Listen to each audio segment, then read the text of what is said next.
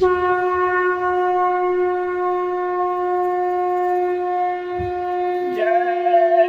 गुरुदेव, जय गुरुदेव। कलयुग जाने वाला है, सतयुग आने वाला है। हाथ जोड़कर विनय हमारी, हो जाओ सब शाकाहारी।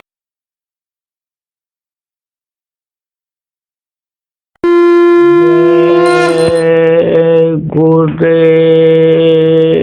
सकल कामना त्याग कर करूं तुम्हीं से प्यार, मुख मोड़ूं अब जगत से जिसमें नहीं कछु सार।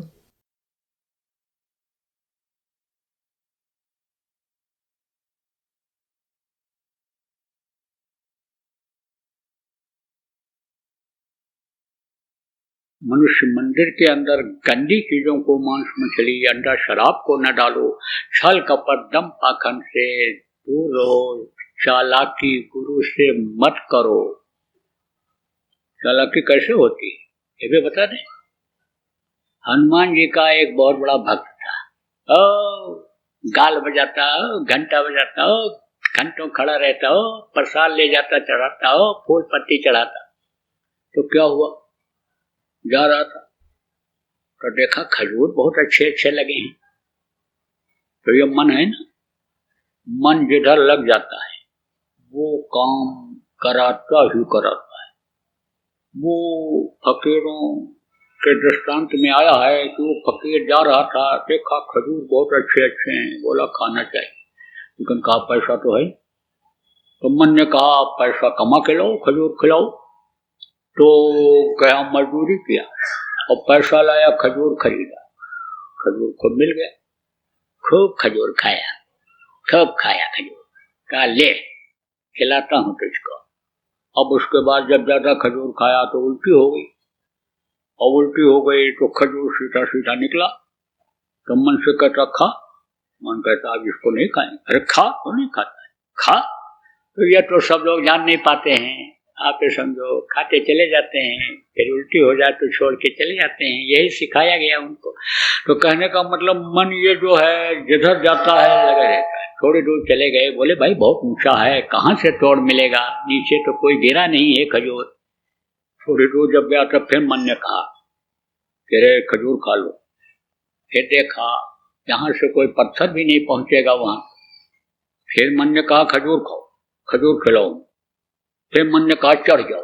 मन ही तो शरीर को चलाता है, मन ही चलाता है। मन ही कहता उठ जाओ, मन ही कहता बैठ जाओ, मन ही कहता भजन कर लो, मन ही कहता उठ जाओ भजन से। तो चढ़ता चला गया खजूर के लालच में।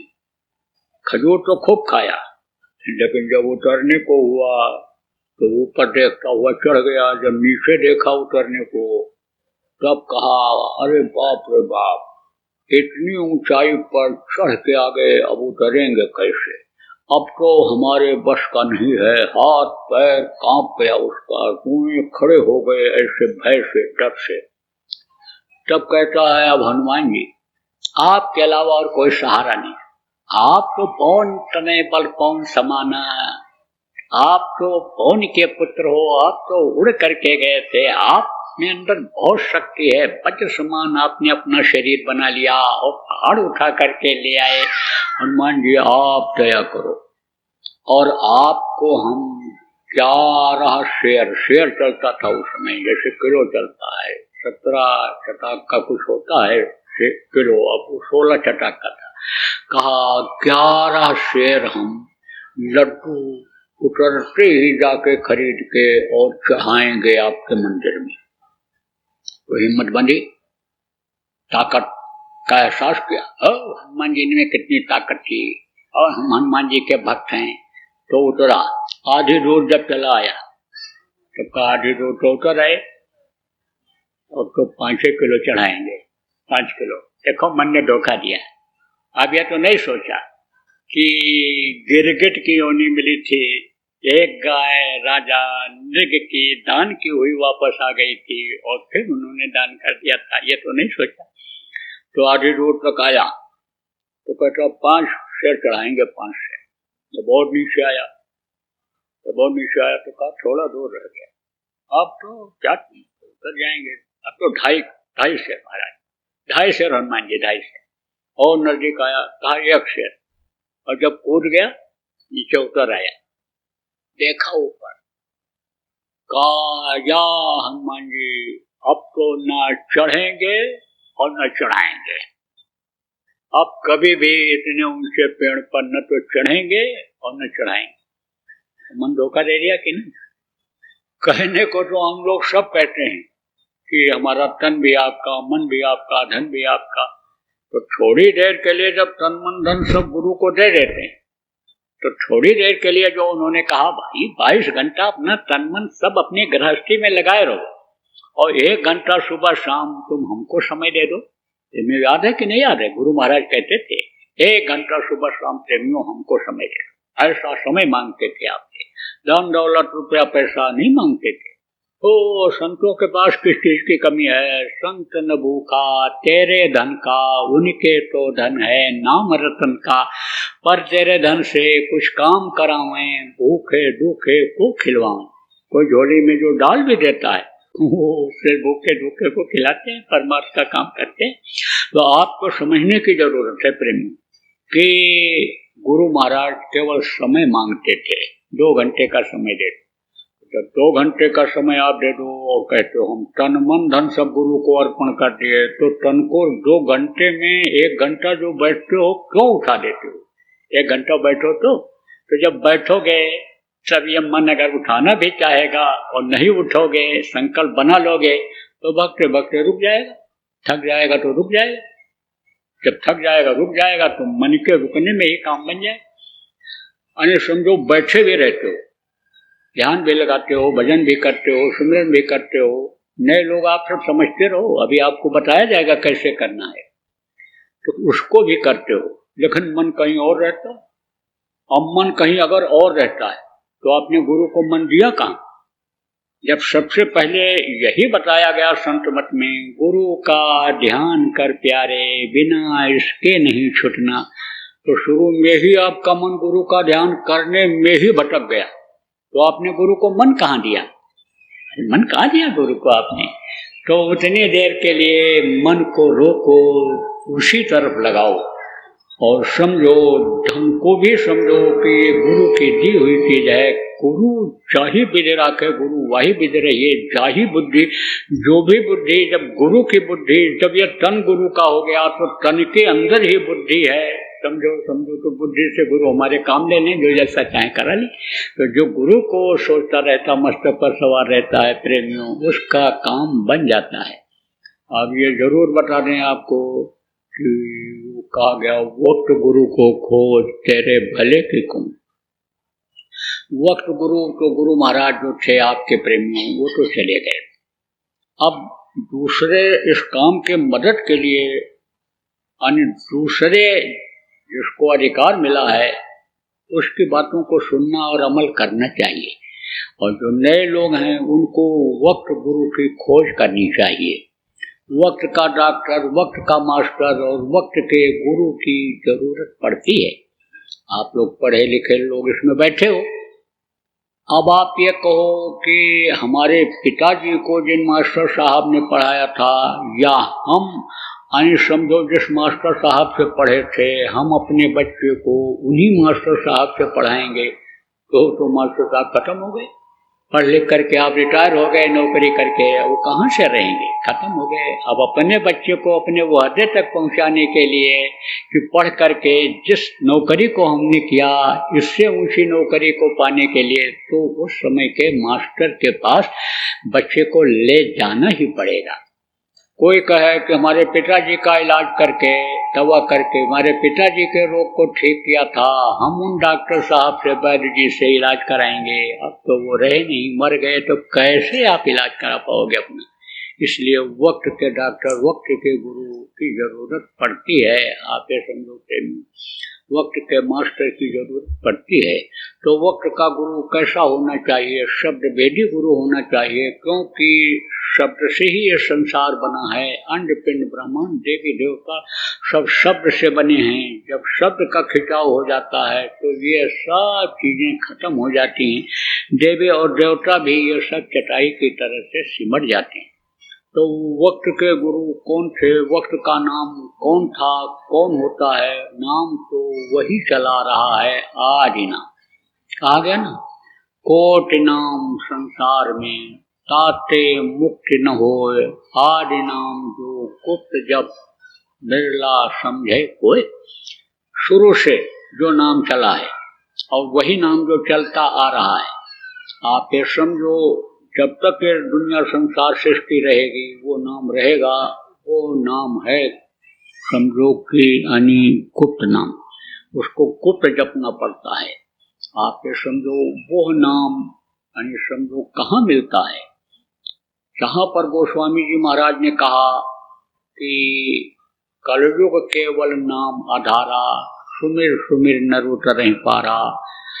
यानी कलयुग योग यज्ञ नहीं जाना, एक आधार नाम गुण गाना। यहाँ उन्होंने ये कहा, राम न सकहि नाम गुण गाई, कहलक करो में नाम बढ़ाई। नाम की महिमा का वर्णन राम भी नहीं कर पाए, कैसे किया जाए? सबका नाम मिलेगा कहाँ? बता तो देते हैं लोग, पाप करोगे नर्क जाओगे, लेकिन अगर किसी के शरीर से मनसा वाचा कर्मणा से पाप हो ही गया, क्षमा कैसे होगा? अरे भाई कैसे क्षमा होगा? क्षमा जो करवा दे, क्षमा का उपाय जो बता दे, वो उससे ज्यादा गुरु जानकार होगा, जो ये कहता है कि यानी पाप करोगे तो नर्क जाओगे। तो वो यानी समझो नाम मिलेगा कहाँ, कैसे मिलेगा? वो स्वामी जी ने वो भी ये भी बताया। यहाँ कहा गुरु की जरूरत है, यहाँ उन्होंने गुरु की पहचान भी बताया कि शिर गुरु पद नख मणिगण ज्योति और सुमिर दिव्य दृष्टि हुए होती। ऐसे गुरु जिनके दृष्टि पड़ते ही दया की नख के याद करते ही चरणों को, चरण कमल का दर्शन करते ही आप ये समझो कि दिव्य दृष्टि यानी खुल जाए, यानी दया हो जाए और चरण का दर्शन हो जाए, दिव्य दृष्टि खुल जाए। ये उन्होंने कहा, सब बताया उन्होंने। जहाँ ऐसे गुरु की वंदना करनी चाहिए। बंदो गुरुपद कंज कृपा सिंधु नर रूप है। उन्होंने कहा बंदो गुरुपद कंज कृपा सिंधु कंज गुरु। कंज गुरु कहते हैं। कंज गुरु किसको कहा गया? वो यानी समझो कि यानी बेहद का गुरु, और यानी समझो कि हद का गुरु और बेहद का शब्द भेद गुरु को बेहद का गुरु कहा गया, जो हद और बेहद को बतावे। हद किसको कहते हैं? आप ये समझो हद में रहे सो मानवा और बेहद रहे सो साध, और हद और बेहद दोनों तजे हुआ कर मता आघात है। सो बेहद, बेहद जहाँ कोई हद ही नहीं है, जिसको अनामी कहा गया, जिसको अगम अपार कहा गया, आप ये समझो उसकी जानकारी जिसके अंदर हो वो गुरु हुआ करता है। तो मिलेगा कहाँ प्रेम? मिलेगा नाम रहा। कहा नाम कहाँ मिलेगा? नाम रहा संतन आधीना, संत बिना कोई नाम न चीना। बगैर संतों के नाम की पहचान नहीं हो सकती है। तो जिनकी तस्वीर लगी हुई है, ये गुरु महाराज ने तस्वीर लगी है इनकी, वो गुरु महाराज। आप तो समझो गुरु की तस्वीर क्यों लगाई जाती है? इसलिए कि गुरु का ध्यान करना होता है शुरू में, तो याद नहीं रह जाता है उनकी मूर्ति, उनका चेहरा याद नहीं रह जाता है, तो तस्वीर लगा दी जाती है। अंतर में साधना करने पर गुरु का जब दर्शन होने लगता है तो तस्वीर फोटो भी नहीं लगाया जा सकता है, कोई जरूरत नहीं है। लेकिन नए लोगों के जानकारी के लिए कि ये इनके गुरु थे, जो इस समय पर हमको बता रहे हैं, समझा रहे हैं, इसलिए लगा दिया जाता है। तो ये हमारे गुरु महाराज यानी समझो कि नाम बख्शीश ने दिए। नाम यानी समझो कि उन्होंने दान में लोगों को दिया। ऐसे गुरु, इनकी तस्वीर लगी हुई है, इनके अधीन नाम हुआ करता है। वो कौन सा नाम?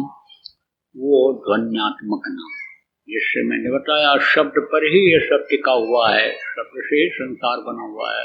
वो शब्द वेदी नाम गुरु के अधीन हुआ करता है। तो वो नाम तो इन्होंने गुरु महाराज ने दिया। लेकिन यह भी है, इस धरती पर जितने भी महापुरुष आए सब लोगों ने एक वर्णात्मक नाम भी लोगों के विश्वास के लिए, लोगों के फायदा के लिए जगाया। जैसे त्रेता में राम नाम जगाया था राम ने, राम नाम में उन्होंने शक्ति भर दिया था। उदाहरण के तौर पर मैं आपको बताऊं कि राम नाम में उस समय कैसी शक्ति रही है। जब लंका जीतने के लिए जाने को हुआ तब बंदर और भालुओं से कहा पुल बनाओ। बोले महाराज पुल बनेगा कैसे? अरे बोले पत्थर को डालो। बंदर और भालुओं ने सोचा पत्थर सब डूब जाएगा, कितना पत्थर डालेंगे, ये तो समुद्र है, समुद्र में पत्थर कहाँ कितना डालेंगे, को और था रहता है। समुद्र की गहराई का तो माप ही नहीं लगा पाए आज तक लोग, इतना गहरा रहता है। तो बोले कैसे डालें? बोले राम राम लिख करके डालो। राम राम लिख करके डाला और सारे पत्थर तैरने लग गए। ओ हिम्मत बंदर और भालुओं की बढ़ गई। अरे हम तो उसके साथ हैं कि जो पत्थर पर बता दिया राम लिख दो और समझो तैरने लग गया, क्या नहीं हम कर सकते हैं। अरे अब तो हमको विश्वास हो गया कि जिनका नाम लेकर के, राम का नाम लेकर के और छलांग लगा करके समुद्र पार करके हनुमान गए थे, लंका जला के चले आए, अशोक वाटिका उजाड़ कर चले आए, एक एक बंदर के अंदर आप समझो भर दिया ताकत। रिद्धि सिद्धि काम धैर्य कल्प वृक्ष अनुमा गरिमा महिमा, ये प्रेम शक्तियां होती, ये सब आ जाती हैं, महापुरुषों के अधीन हो जाती हैं। भर दिया उनके अंदर। हनुमान के अंदर भी तो भरा था। हनुमान इच्छा करते ही छोटे बनकर उड़ गए थे। कब? पाल उठाने के लिए, संजीवनी बूटी लाने के लिए। और जब उठाना हुआ तो गरिमा शक्ति को याद किया, वो शक्ति आ गई, भारी बर्तन शरीर उठाए, हो गया, उस पहाड़ उठा लिया था। तो बंदर और भालुओं ने राम नाम डाला, लिख करके पत्थर सब के सब तैरने लगे। जब तैरने लगे पत्थर तो आपके समझो हिम्मत बढ़ गई। तो राम नाम में शक्ति थी, लेकिन वो शक्ति उन्हीं तक रही। 12 कला वाले राम जब तक थे त्रेता में तब तक रही। जब कृष्ण 16 कला लेकर के धरती पर आए, ज्यादा अत्याचार पापाचार बढ़ा था, उसको खत्म करना था उनको, सज्जनों की रक्षा उनको जब करनी थी, और वो आए तो उन्होंने कृष्ण नाम को जगाया। तो कृष्ण कृष्ण जिसने जहाँ पर पुकारा, कृष्ण वहां पर खड़े हुए मिले, द्रौपदी को उबारा, खड़ा को उबारा। एक चीज आपको और बता दें कि ये लोग जो थे, समझो इनके अंदर काल और दयाल दोनों धार थी। इसीलिए कहा काल रूप तिनकर में भ्राता, शुभ और अशुभ कर्म फल दाता। समझो शुभ और अशुभ दोनों कर्मों का फल देने वाले ये थे। लेकिन संत जो होते हैं वो काल का काम नहीं करते हैं, वो तो दया ही करते हैं। यह जरूर है कि जब कोई परिवर्तन करने के लिए आता है तब वो अपनी दया को जीवों पर से खींचते हैं, उसकी प्रार्थना पर। जैसे सुपच कौन थे? कृष्ण के गुरु थे। संदीपनी विद्या गुरु थे, ये लिखा पढ़ी वाली बात बताने वाले, उनको कला सिखाने वाले वो गुरु थे, और वो उनके आध्यात्मिक गुरु थे। तो उनसे कहा अब आप अपनी शक्ति को खींचो। शक्ति को जब खींचोगे तभी इनका दुष्टों का संहार होगा, वरना इनका संहार हो नहीं सकता है। राम ने भी 12 कला के अवतार थे, 2 कला मांगा था परशुराम जी से, तब उन्होंने रावण जैसे वीर का खात्मा किया था। आप ये समझो रामचरितमानस के आध्यात्मिक प्रकरण को अगर आप पढ़ोगे और कोई जानकार से आप पाठ करोगे तो आपको सारी बातें मालूम हो जाएंगी। वो भी आध्यात्म के जानकार थे, लेकिन काम करने के लिए आए थे, दुष्टों का संहार करने के लिए आए थे। और कृष्ण भी जानकार थे, कृष्ण को भी जानकारी थी। कृष्ण ने भी जब जाने को हुआ और पांडवों ने कहा महाराज आप अपने धाम हमको भी लेते चलिए।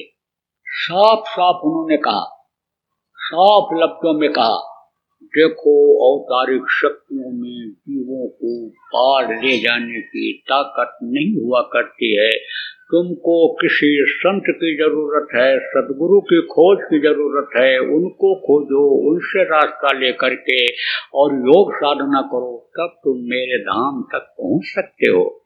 बहुत रोए, बहुत गिड़गिड़ाए, प्रभु दया करो दया करो, पूरी जिंदगी आपके साथ लगे रहे, जवानी बिताई, बुढ़ापा आ गई, बुढ़ापे में कहाँ खोज पाएंगे, कैसे योग साधना कर पाएंगे, दया करो।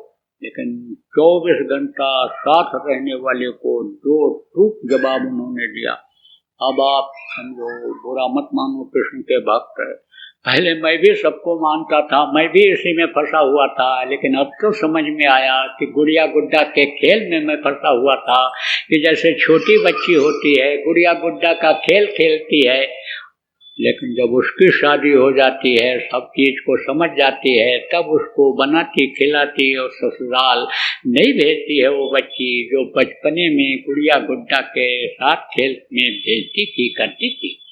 तो आप ये समझो कि अब इस वक्त पर समझो उनको किसी ने देखा भी नहीं, और कृष्ण की पूजा करके, मूर्ति करके, राम पूजा की मूर्ति करके कैसे पूजा करके कैसे कोई पार हो सकता है। तो इसीलिए कहा कल जो केवल नाम आधारा, नाम का आधार है। नाम जब मिलेगा और नाम को समझेंगे, नाम की कमाई करेंगे, तब पार हो सकते हैं।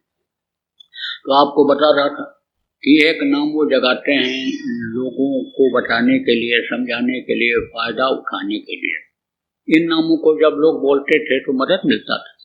इधर जब आप समझो कलयुग आया तो कलयुग में सर साहब नाम जगाया कबीर साहब ने, आप ये समझो नानक गुरु ने वाहे गुरु नाम जगाया नानक ने, और आप ये देखो शिवदयाल जी महाराज ने राधा स्वामी नाम जगाया। यह नाम कुछ पुष्ट तक चले। फिर आप ये समझो हमारे गुरु महाराज जब ये आए तो इन्होंने जय गुरुदेव नाम जगाया। इसमें भी परमात्मा की पूरी शक्ति उसी तरह से भरी हुई है जो त्रेता में राम नाम में थी, द्वापर में कृष्ण नाम में थी, आपके समझो सत्ताहत नाम में थी, वाहेगुरु में थी, राधा स्वामी में थी। इस समय पर जय गुरुदेव नाम में शक्ति है, पूरी शक्ति है, उससे भी ज्यादा शक्ति ज्यादा है इस समय पर। आप ये समझो, आप आजमाइश करके देख लो, मुसीबत में पड़ जाओ, तकलीफ में आ जाओ, कहीं भी कोई मानसिक कष्ट हो, शारीरिक कष्ट हो, आर्थिक कष्ट हो, जय गुरुदेव नाम बोल करके आप देखो फायदा होता है कि नहीं होता है। लेकिन तकलीफ आवे तब फायदा करो, तो तकलीफ आवे क्यों? अरे क्यों न पहले ही स्टे ले लो, पहले ही ब्रेकर लगा दो कि तकलीफ आपके पास आवे ही नहीं। कहते हैं दुख में सुमिरन सब करे, सुख में करे न कोई, जो सुख में सुमिरन करे दुख काहे को हो। तो पहले ही क्यों ना आप यानी समझो बोलने की आदत डाल लो। क्या? जय गुरुदेव नाम की ध्वनि। तो आप समझो इसमें तकलीफ वाले तो बहुत लोग हो, अब बताओ चाहे न बताओ, लेकिन हमको मालूम है कि बैठे हैं बुद्धिजीवी लोग हैं, पढ़े लिखे लोग, इसमें अगर कोई चैलेंज करें तो मैं बता सकता हूँ, 1 2 नहीं 10 20 50 को बता सकता हूँ कि इनके घर में बीमारी बराबर बनी हुई रहती है। यह भी बता सकता हूँ कि इनके घर में रोज झगड़ा होता है, रोज झगड़ा होता है।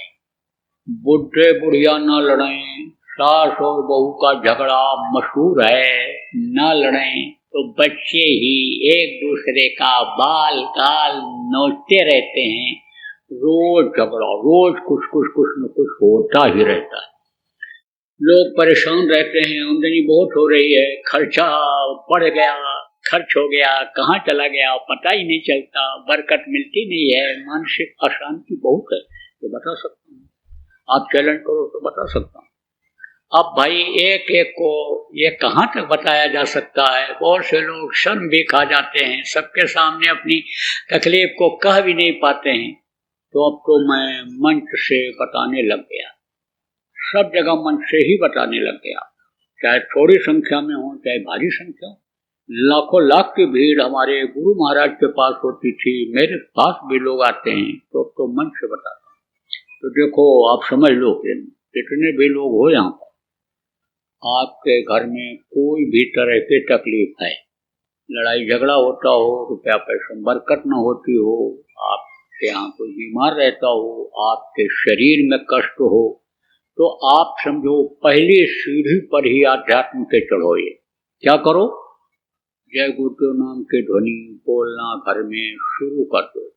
पूरे परिवार के लोगों को इकट्ठा करके जय गुरुदेव नाम की ध्वनि बोलो और बुलवाओ। कैसे बोलना रहेगा? जय गुरुदेव, जय गुरुदेव, जय गुरुदेव, जय जय गुरुदेव।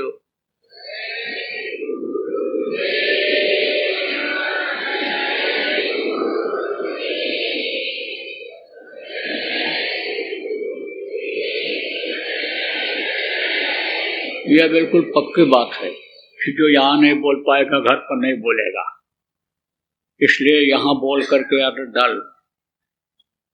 शुरू में बड़ा विरोध करेंगे घर वाले, लेकिन जब बोलने लग जाओगे तो आप ही हावी हो जाओगे और वो लोग भी यानी समझो कि बोलने लग जाएंगे। कोई कैसा भी हो, बुरा भी क्यों न हो, मांसाहारी हो, शराबी हो, सटोरिया हो, जुआरी हो, कैसा भी पापी ही क्यों न घर में निकल गया हो, न देख रेख में बच्चे बिगड़ गए हों, सबको बैठाओ, सबको बुलवाओ। सो ये जय गुरुदेव नाम अंदर में जगह बनाएगा। तो जब अंदर में जगह बनाएगा तो कोई गाली भी देगा, कोई नाराज भी होगा, लेकिन सुनते रहे, समझ जाना जय गुरुदेव नाम काम कर रहा है। कैसे ये भी बता दें, एक गिलास में आप दूध रख दो, दूसरे गिलास में पानी रख दो, तीसरे गिलास में खून रख दो और एक एक रुपए का सिक्का तीनों में डालो।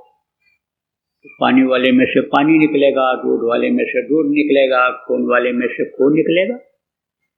जो चीज उसमें होगी वही तो निकलेगा। तो जिसके अंदर पाप भरा हुआ है, जय गुरुदेव नाम जब बोलोगे अंदर जगह बनाएगा, वो स्थान बनाएगा। जय गुरुदेव नाम अपना असर जब करेगा तो क्या निकलेगा?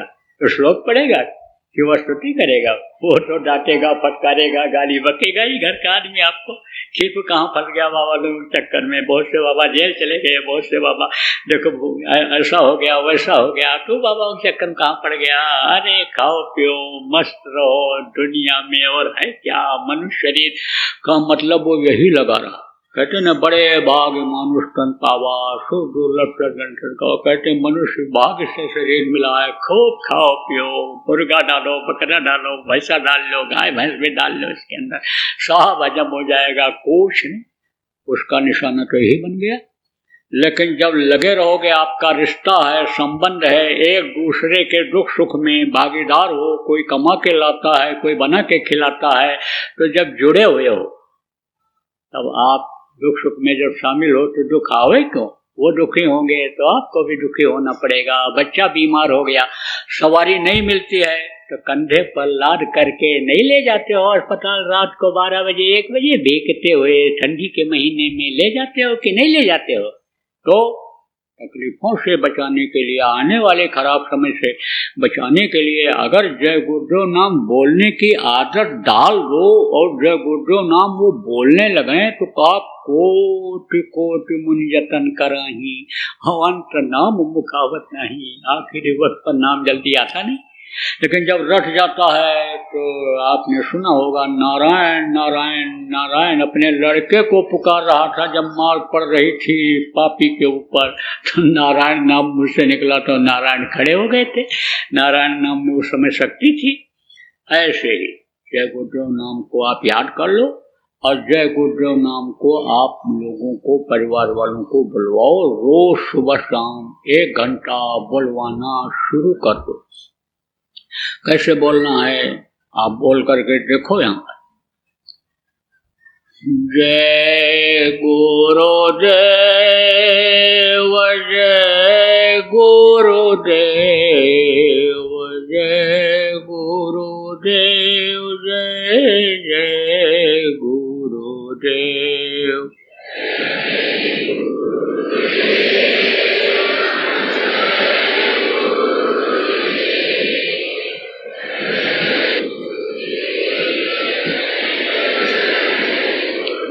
जोर की आवाज नहीं आई, कुछ लोग तो मन ही मन में बोलते रहे, जरा मुंह तो खोल के बोलो।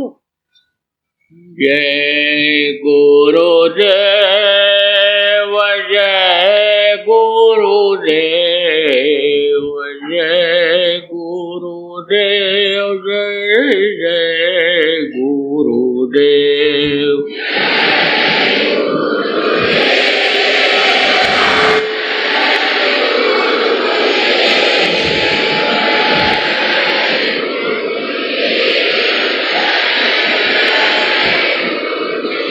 इसी तरह से जय गुरुदेव नाम के ध्वनि बोलना, बुलवाना। और आपसे जो लोग जुड़े हुए हैं, जैसे रिश्तेदार हैं, दोस्त हैं, या जिनके यहाँ आपका सामान का लेना देना है, दुकान का, जो दफ्तर में आपके काम करते हैं, उनको भी बताओ। अच्छी बात देखो लोग बताते हैं, जैसे कहीं सेल लगी है, अब कोई औरत गई साड़ी खरीद करके ले आई तो पड़ोसियों को बताती है, टेलीफोन करती है रिश्तेदारों को, अरे मायके वालों को, भाभी चली जाओ दीदी ले आओ, बहुत सस्ती मिल रही, 800 रुपये की साड़ी 500 में मिल रही है। करते नहीं करते, अच्छी बात को, फायदे वाली बात को अपने नज़दीक के लोगों को बताते हो। इसी तरह से आने वाले खराब समय से बचने के लिए या तकलीफों को दूर करने वाली बात, ये जो जय गुरुदेव नाम की ध्वनि है, इसको बताने में आपको संकोच नहीं करना है, सबको बताना। तो ये तो रहा वर्णात्मक नाम। अब दूसरा है ध्वन्यात्मक नाम। ध्वन्यात्मक नाम किसको कहते हैं? ध्वन्यात्मक नाम जो आवाज से उतरा है। आवाज एक ही है, लेकिन जगह जगह ये रुक रुक करके आई तो ये आवाज अलग अलग सुनाई पड़ने लगी, तो अलग अलग हो गए वो नाम। अब इसके लिए न तो आपको घर छोड़ना है, न जमीन जायदाद छोड़नी है, न आपको बाल बच्चों को छोड़ना है, न आपको खेती गृहस्थी नौकरी व्यापार जो करते हो इसको छोड़ना है। ये जरूर है कि मेहनत और ईमानदारी से जब करोगे तो बरकत मिलेगी, नहीं तो हाय हत्या लगी रहेगी। ये जरूर कहता हूँ। आप समझो कि आपको न अपना जाति छोड़ना है, न धर्म छोड़ना है। आप जहाँ भोजन खाते हो, जिस समाज में रहते हो, उसी के साथ खाना, लेकिन शाकाहारी भोजन, शाक सब्जी वाला भोजन खाना। मांस किसी भी पशु पक्षी का, अंडा हो तो उसको मत खाना। आप जहाँ अपने लड़की लड़के का शादी ब्याह करते हो, वहीं पर लड़का लड़के का शादी ब्याह करना। ये जरूर कहता हूँ कि लड़के लड़कियाँ जब पढ़ लिख लें, बड़े हो जाएं, तब देख करके आप अपने हिसाब से उनका शादी ब्याह कर दो। उनको न खोजना पड़े अपनी उम्र के हिसाब से, नहीं तो उनकी जो खोज होती है, उनकी जो सोच होती है, वो कहाँ चली जाती है? धन दौलत पर, पढ़ाई लिखाई पर, सुंदरता पर, और उनका स्वभाव नहीं मिलता है, रहन सहन फिर घर का नहीं मिल पाता है, तो 2 महीना भी नहीं बीतता है और तलाक के मुकदमे चालू हो जाते हैं। और अगर कहीं दहेज का मुकदमा लग गया तो एक बार जेल की रोटी तो खानी ही खानी पड़ती है। हालांकि सजा नहीं होता है इसमें, लेकिन एक बार जेल जाना ही पड़ता है। ऐसी नौबत क्यों आवे? तो बोलो जय गुरुदेव।